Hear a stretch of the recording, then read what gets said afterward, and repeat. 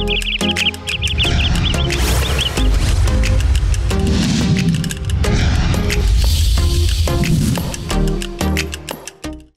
இனிய வணக்கம். நான் உங்கள் மதுரை ராமகிருஷ்ணன்.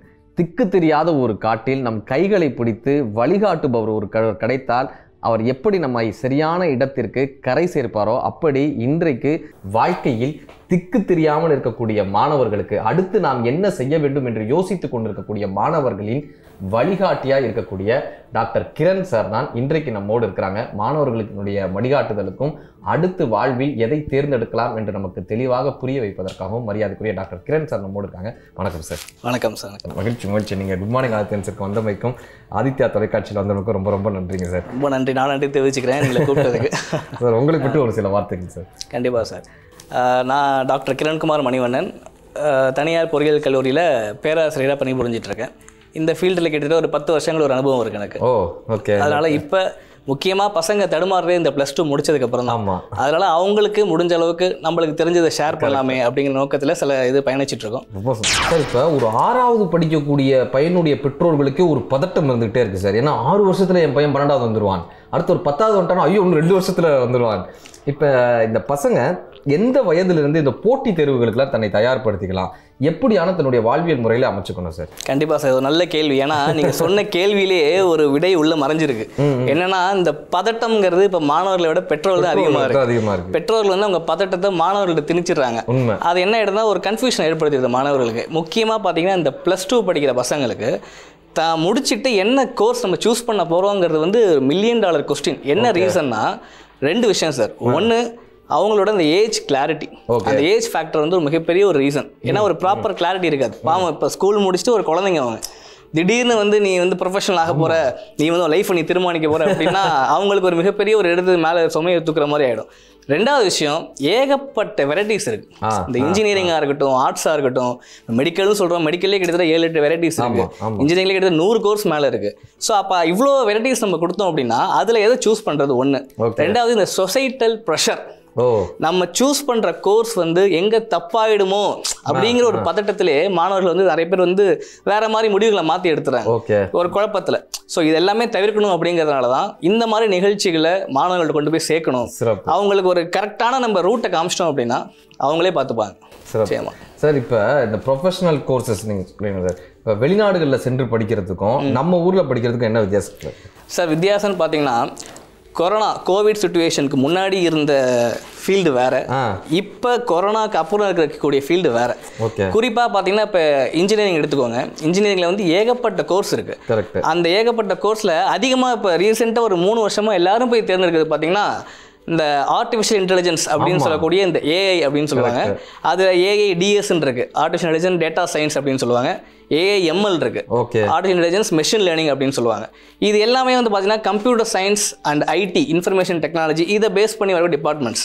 இப்போ ரீசெண்டாக ஒரு 3 வருஷமாக எல்லா காலேஜஸுமே எல்லாரும் இதுதான் போய் விழுகிறாங்க. எல்லாருமே வந்து நான் IoT படிக்க போகிறேன், சைபர் செக்யூரிட்டி படிக்க போகிறேன், நான் AIDS படிக்க போகிறேன், AIML படிக்க போகிறேன், இப்படி எல்லாருமே இங்கே நோக்கி போகும்போது நம்ம தெரிஞ்சுக்க வேண்டிய முக்கியமான விஷயம் அனலைஸ் பண்ண என்னன்னு கேட்டிங்கன்னா, இன்னைக்கு 2024 இவங்க இந்த ஒரு கோர்ஸ் எடுத்து படித்து முடிக்கும் போது 2028 அந்த ரேஞ்சுக்கு வந்துடும். அந்த நேரத்தில் இந்த கோர்ஸ் எப்படி இருக்குங்கிறத நம்மளால எக்ஸாக்டாக ப்ரெடிக்ட் பண்ண முடியாதனாலும் ஒரு 50% நம்ம தெரிஞ்சு வச்சுக்கலாம். அதனால தான் பார்த்தீங்கன்னா எப்போதுமே இன்ஜினியரிங்கில் இந்த எவர்கிரீன் பிரான்ச் அப்படின்னு சொல்லுவாங்க, கன்சிஸ்டன்ட் பிரான்ச் அப்படின்னு சொல்லுவாங்க. For example ECE, EEE, mechanical, civil, இதெல்லாம் பார்த்தீங்கன்னா கன்சிஸ்டண்ட்டாக சாலிடாக பெர்ஃபார்ம் பண்ணிக்கிட்டே இருக்கும். ஆனால் திடீர்னு பார்த்தீங்கன்னா ஒரு 3 வருஷத்தில் வந்து ஒரு கோர்ஸ் வந்து பயங்கர ட்ரெண்ட் ஆகும். திடீர்னு ஒரு 5 இயர்ஸ்க்கு அப்புறம் இந்த கோர்ஸ் எங்கே போகிறதே தெரியாது. ஃபார் எக்ஸாம்பிள் வந்து பார்த்தீங்கன்னா 2010-12 காலகட்டத்தில் நானோ டெக்னாலஜின்னு ஒரு கோர்ஸ் வந்துச்சு. எல்லாருமே வந்து பார்த்தீங்கன்னா பயங்கரமாக அது காம்படிட்டிவாக போய் நானோ டெக்னாலஜி படிக்க போகிறேன் அப்படி இப்படின்னு சூஸ் பண்ணாங்க. ஏரோநாட்டிக்கல் இன்ஜினியரிங் கேள்விப்பட்டிருப்பீங்க. ஆனால் இதெல்லாம் இப்போ இந்த கோர்ஸ் எங்கே போச்சு அப்படின்னு ஒரு கொஸ்டின் மார்க் இருக்கு. இப்போ அதை ரிப்ளேஸ் பண்ணுற மாதிரி அடுத்த AI வந்துருச்சு, சைபர் செக்யூரிட்டி, ரொபோட்டிக்ஸ், இதெல்லாம் வந்துருச்சு. இப்போ நம்ம தெரிஞ்சுக்க வேண்டிய என்னன்னா, சிம்பிள் ட்ரெண்டில் என்ன இருக்குங்கிறத நம்ம பார்க்கறத விட்டுட்டு எப்படி அது கன்சிஸ்டண்டாக பெர்ஃபார்ம் பண்ணும், இதுதான் முக்கியமாக தேர்ந்தெடுக்கணும். இன்னொரு முக்கியமான விஷயம், நான் என்னோட ஸ்டூடெண்ட்ஸாக இருக்கட்டும் இல்லை ஜென்ரலாக ஸ்கூல் முடிச்சு வர பசங்கள்கிட்ட நான் சொல்கிற விஷயம் ஒன்றே ஒன்று தான், ஜாபை ஃபோக்கஸ் பண்ணாதீங்க, கெரியரை ஃபோக்கஸ் பண்ணுங்க. நீங்கள் கெரியரை ஃபோக்கஸ் பண்ணீங்க அப்படின்னா ஜாப் உங்கள் கூடயே வரும். ஓகே. நீங்க ஜாபை ஃபோக்கஸ் பண்ண ஆரம்பிச்சீங்கன்னா கரியர் போயிடும். ஓகே. ஸோ இப்போ உங்களோட சாய்ஸ் வந்து இதை நோக்கி தான் இருக்கணும். இல்லை இன்னும் எனக்கு வந்து கன்ஃபியூஷனாக இருக்குது, என்னால் எதை எடுக்க முடியலன்னு உங்களுக்கு கன்ஃபியூஷன் இருக்கும். ஏன்னா அந்த ஏஜ் ஃபேக்ட் சும்மா விடாது. ஏன்னா 30-35 வயசு உள்ளவங்க வேலைக்கு போகும்போதே ஏகப்பட்ட தடுமாற்றம். நம்ம என்ன வேலைக்கு போகலாம் எப்படி கன்ஃபியூஷன் இருக்கும்போது ஸ்கூல் முடிச்ச ஒரு குழந்தைங்க அவங்களுக்கு கண்டிப்பாக அந்த கன்ஃபியூஷன் இருக்கும். அப்போ நம்ம என்ன பண்ணலாம்னா சிம்பிளான ஐடியா சொல்கிறேன், அது உங்கள் சேனல் மூலியமா சொல்கிறது மக்கள்கிட்ட போய் சேரும். உங்களுக்கு ஒரு சப்ஜெக்ட் பிடிக்கும், பசங்களுக்கு ஒரு சப்ஜெக்ட்ல இன்ட்ரெஸ்ட் இருக்கும், அதை நோட் பண்ணுங்க, அதை கவனிங்க. ஏன்னா இப்போ எல்லாருக்குமே physics, chemistry, biology, maths, computer சயின்ஸில் எல்லாமே பிடிக்கும்னு சொல்ல முடியாது. ஒருத்தருக்கு ஃபிசிக்ஸ் பிடிக்கும், ஒருத்தருக்கு பயாலஜி பிடிக்கும், ஒருத்தருக்கு மேக்ஸ்னா அப்படியே பயங்கரமாக அப்ளை பண்ணுவாங்க. ஸோ இந்த மாதிரி இருக்கும்போது அதை கவனிங்க. ஓகே. இது ஒரு எண்டு. நீங்கள் உங்களை என்னவா பார்க்கணும்னு ஆசைப்படுறீங்கிறத நோட் பண்ணுங்க. ஓகே. இதை ரெண்டுத்தையும் எது கனெக்ட் பண்ணுதோ அந்த டிபார்ட்மெண்ட்டை சூஸ் பண்ணிங்கன்னா 50% அதுவே உங்களுக்கு கொண்டு போய் சேர்த்துரும். Okay sir. இப்போ பிஇ எடுக்கிறவங்க ஒரு பக்கம், நான் பிஏ எடுக்கல, நான் ஆர்ட்ஸ் அண்ட் சயின்ஸ் போகிறேன் அப்படின்னு யோசிக்கிறவங்க, ஆர்ட்ஸ் அண்ட் சயின்ஸில் சக்ஸஸ்ஃபுல்லான கோர்சஸ் என்ன சார் எடுக்கலாம்? கண்டிப்பாக சார். ஆக்சுவலாக பிஇங்கிறது ஒரு ரூட்டு. ஆமாம். எம்பிபிஎஸ் அது ஒரு பக்கம். இதில் வந்து ப்ரொஃபஷனல் கோர்ஸ் அப்படின்னு சொல்லுவாங்க.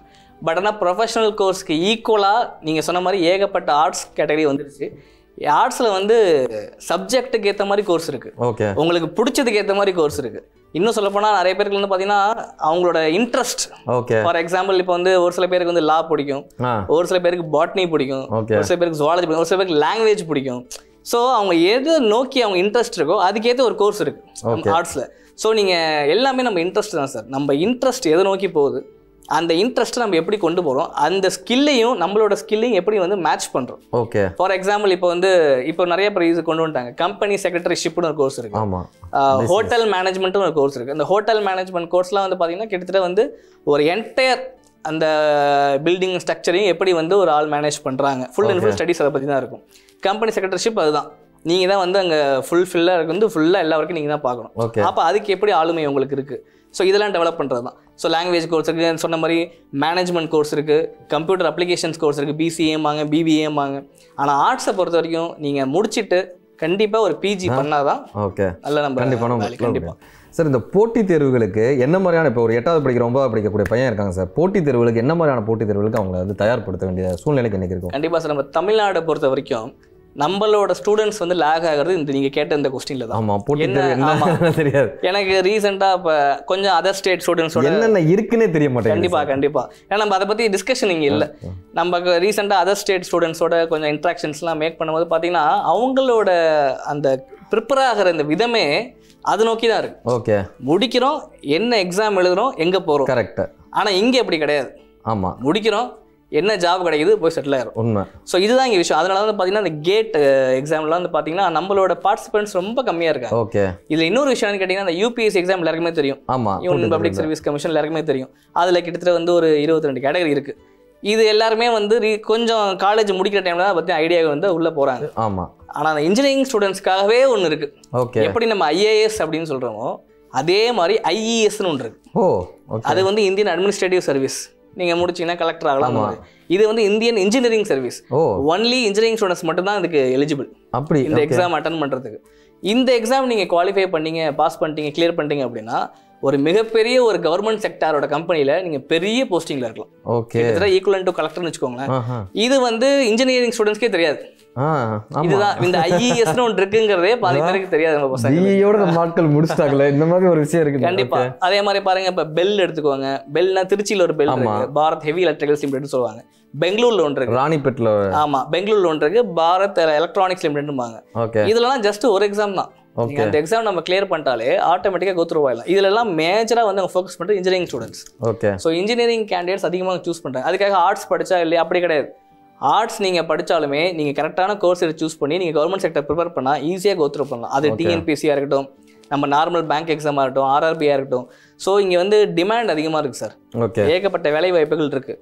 அது பசங்களை போய் சேருதான்னு கேட்டால் சார் மிஸ் பண்ணிடும் சார். இப்போ இன்னைக்கு இருக்கிற பெற்றோர்களுக்கு நிறைய மித்து ஃபாலோ பண்ணிட்டு இருக்காங்களோன்னு ஒரு கேள்வி வருது சார். எப்படின்னா சிபிஎஸ்சியில் படித்தா மட்டும்தான் என்னுடைய பையன் வந்து போட்டித் தேர்வில் செலக்ட் ஆக முடியும். இப்போ ஸ்டேட் போர்ட் சிலபஸில் படிக்கக்கூடிய மாணவர்கள் வந்து போட்டித் தேர்வுகளுக்கு சரியான முறையில் காம்படிட் பண்ண முடியாத நிலையில் இருக்காங்க அப்படின்ற மாதிரி ஒரு மித்தா இருக்கா, இல்லை அது உண்மையிலேயே அப்படிதானா? சிபிஎஸ்சி சிலபஸில் படிக்கக்கூடிய மாணவர்களால் தான் போட்டித் தேர்வுகளை எளிதாக கடக்க முடியுமா? இது எப்படி சார், நீங்கள் எப்படி பார்க்குறீங்க? இது வந்து என்ன கேட்டால் ஒரு பியர் ப்ரெஷர்னு நான் சொல்லுவேன். ஒரு அப்பார்ட்மெண்ட்டில் ஒரு 10 பேர் இருக்காங்கன்னு வச்சுக்கோங்க, 5 ஃபேமிலி வீட்டில் வந்து சிபிஎஸ்சியில் சேர்த்துருக்காங்கன்னா நம்ம ஸ்டேட் போர்டில் சேர்க்கக்கூடாது, நம்ம மெட்ரிகுலேஷன் சேர்க்கக்கூடாது, நம்மளும் சிபிஎஸ்சி தான் கொண்டு போகணும் அப்படிங்கிறது ஆட்டோமேட்டிக்காக விதைச்சிடுறாங்க. அந்த ப்ரெஷர் வந்து ஸ்டூடெண்ட்ஸ்க்கு கன்வே பண்ணுறாங்க. ஸோ என்ன ஆகிடுது ஆட்டோமேட்டிக்கானா, சிபிஎஸ்சி இது எல்லாமே வந்து ஒரு மெட்ரிக்ஸ், அது ஒரு ஸ்டாண்டர்ட் எல்லாம் ஓகே. இது வந்து இப்போ ஃபார் எக்ஸாம்பிள் இப்போ நீட் எக்ஸாம் சொல்லி பேசியிருந்தோம்னு வச்சுக்கோங்களேன். நீட் எக்ஸாமில் ஏகப்பட்ட இஷ்யூ வந்துச்சு ஸ்டார்டிங்கில். இது வந்து சரியாக வருமா என்ன, இந்தியா ஃபுல்லாக ஒரே சிலபஸாக மாற்றிட்டு அதுக்கப்புறம் நீட்டை கொண்டு வாங்கன்னு சொன்னாங்க. அது நியாயமாக பட்டுச்சு. அப்புறம் என்ன சொன்னாங்க அப்படின்னா, கோச்சிங் சென்டர் போகிறவங்களால மட்டும்தான் வந்து நீட்டு கிளியர் பண்ண முடியுது அப்படின்னு சொன்னாங்க. ஆனால் அதை பிரேக் பண்ணுற மாதிரி நிறைய பேர் வந்து ஸ்டூடெண்ட்ஸ் வந்து தானாகவே படித்து கவர்மெண்ட் எக்ஸாம் வந்திருக்காங்க, நிறைய பேர் வந்திருக்காங்க. இப்போ என்னன்னா, இந்த சிபிஎஸ்சி நீட்டுங்கிறத தாண்டி இவங்களோட அந்த ஸ்டாண்டர்டைசேஷன் தான் பார்க்கணும் நம்ம. ஓகே, சிபிஎஸ்சியில் படிச்சுட்டு வர எல்லாருமே டாப் கிளாஸாக வராங்களா, ஒரு கொஸ்டின் மார்க். ஸ்டேட் போர்டு மெட்ரிகுலேஷனில் படிக்கிற எல்லாருமே லோ லெவல் போகிறாங்களா, கொஸ்டின் மார்க். ஓகே, ஐஐடியில் படிக்கிறவங்களுக்கே வேலைன்னு சொல்லி இப்போ நியூஸ் வந்திருக்கு. ஓகே, எல்லாருமே ஷாக், என்னடா அது அப்படின்னு சொல்லி. ஏன்னா ஐஐடி வந்து வேற ஸ்டாண்டர்ட் நம்ம பார்த்துட்டு இப்போ ரீசனாக கூட கேள்விப்பட்டிருப்பீங்க, ஐஐடியில் வந்து புதுசாக 2 கோர்ஸ் கொண்டு வந்திருக்காங்க. BSc in data science, BSc in electronic சிஸ்டம்னு சொல்லி கொண்டு வந்திருக்காங்க.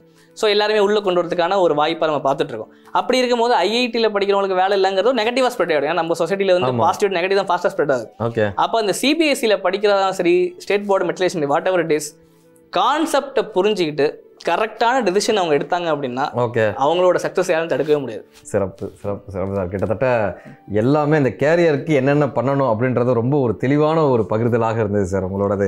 கண்டிப்பாக இந்த இன்டர்வியூ வந்து ஒரு தொடர் இன்டர்வியூவாக இருக்கணும் அப்படின்றத நேயர்களோட விருப்பம் கூட, எங்களோட விருப்பம் கூட. உங்களுடைய காணொலிகள் எல்லாமே வந்து மாணவர்களுக்கு நிறைய பயனுள்ள காணொலிகளாக தொடர்ந்து இணையதளங்களில் வந்துகிட்டே இருக்கும். உங்களுடைய சேவை வந்து தொடர்ந்து இப்படி தொடர்ந்துகிட்டே இருக்கணும் சார். எல்லா மாணவர்களுக்குமே உங்களுடைய வழிகாட்டுதல் பிரகாரம் நல்ல ஒரு கோர்சஸ் சூஸ் பண்ணணும். நீங்கள் தொடர்ந்து உங்களுடைய இந்த பயணத்தை தொடர்ந்துகிட்டே இருக்கணும். ஆதித்யா தொலைக்காட்சி சார்பாக மனமார்ந்த வாழ்த்துக்கள். நன்றி. நீங்கள் வந்தமைக்கும் இவ்வளவு தூரம் தொடர்ந்து நிறைய விஷயங்களை பகிர்ந்தமைக்கும் ரொம்ப ரொம்ப நன்றி. நன்றி. மீண்டும் இது போல நல்ல சிந்தனையாளரோடு நல்ல கருத்துக்களோடு உங்களை சந்திக்கும் வரை உங்களிடமிருந்து விடைபெறுவது மதுரை ராமகிருஷ்ணன். நன்றி, வணக்கம்.